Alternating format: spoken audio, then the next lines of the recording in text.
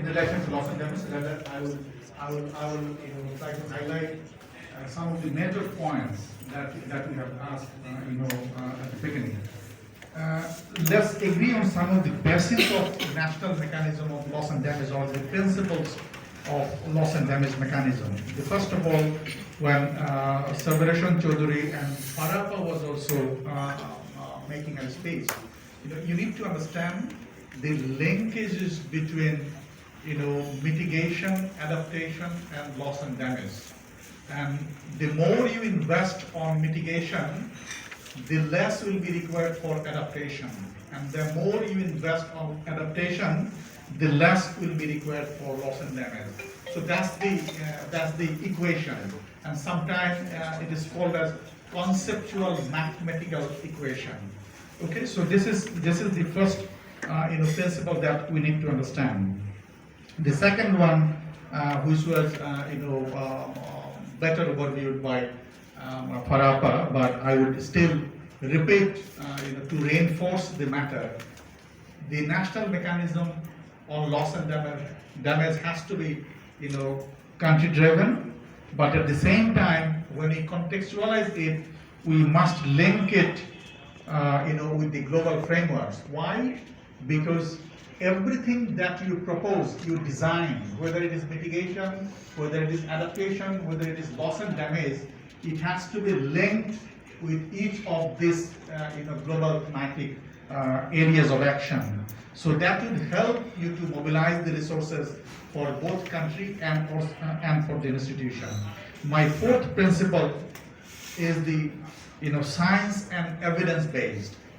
I heard from Hafiz Bhai when he was talking about the bottom-up approach, but at the same time, if you look at the LLA framework, what is the sixth and seventh principle?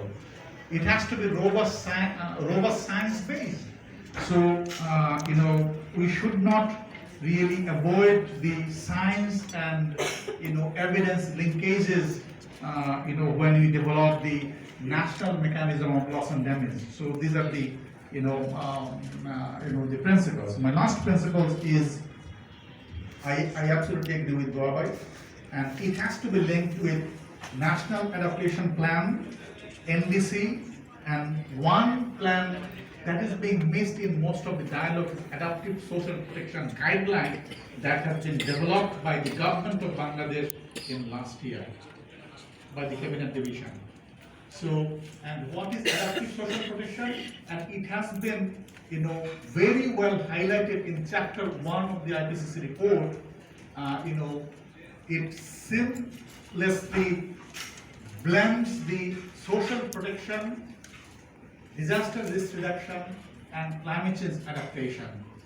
So this synergy has to be very well linked, addressed when we develop this national mechanism of loss and damage. So these are the four principles on national mechanism. My second point to talk about is approach and methodology. I have some of the suggestions. As I understand, I remember my first work was on loss and damage in 2010.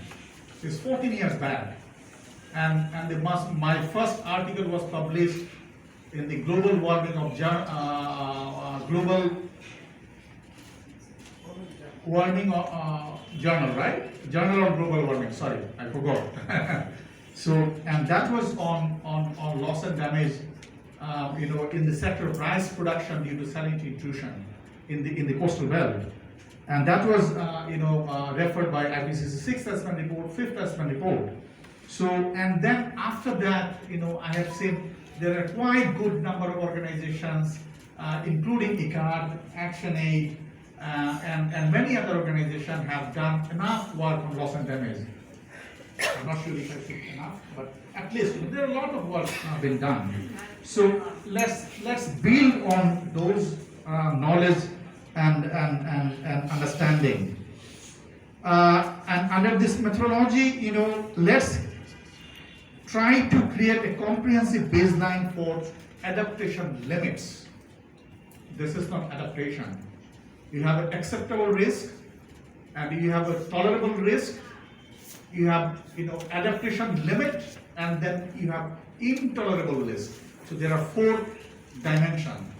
So when we say loss and damage conceptually, it is beyond adaptation. So we need to identify the adaptation limits.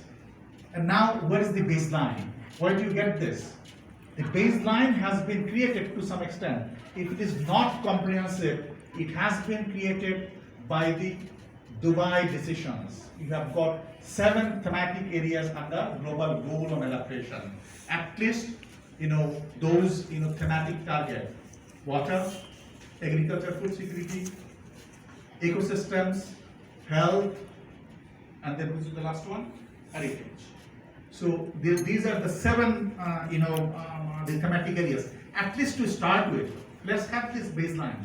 And then what are the limits?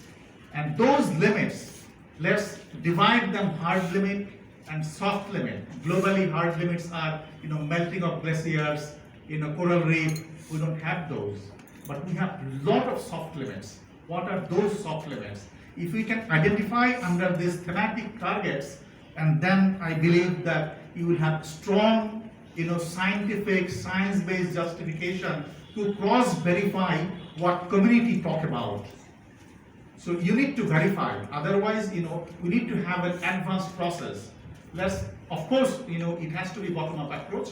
But one thing we should not ignore, that perception can be 100% right, perception can be 100% wrong. So get the perception and then link with the science. Then that will be science and evidence-based, approach for national, loss and damage mechanism. So, so this is one thing. So I mentioned that. Let's start with GCA, and if you have any other thematic areas, and you can also follow the SDGs and Sendai. We don't want to ignore those, but let's have this target so that when you design it, you can link it. We followed this thematic target that has been agreed by 194 countries in Dubai. So that's the argument that you can have.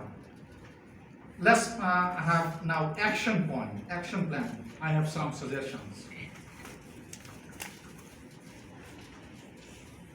If you look at the the action plan,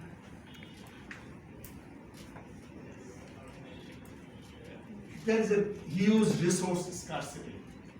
Okay, and then what will be your basis? What will be your examples? I give you 3 examples. Look at the Pathfinder International Research. Exactly 1 month before they have shared these research findings, in Dhaka. 98% health centers did not function during 2022 flood in northeastern region that affected 11 or 9 districts. Did not function. Okay, so this is one example. The second is, if you look at the total figures from the total damage since 1988 flood to 2022 flood, it is approximately about 13.5 billion US dollars. This is the total damage.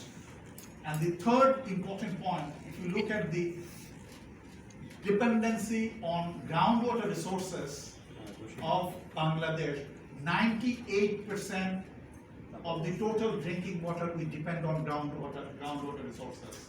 98%. And look at the salinity intrusion. Look at the salinity intrusion. And Anwar Jahid Bhai, just 1 month back, he found in Rajshahi, because of fisheries cultivation, the groundwater resources are being salinized.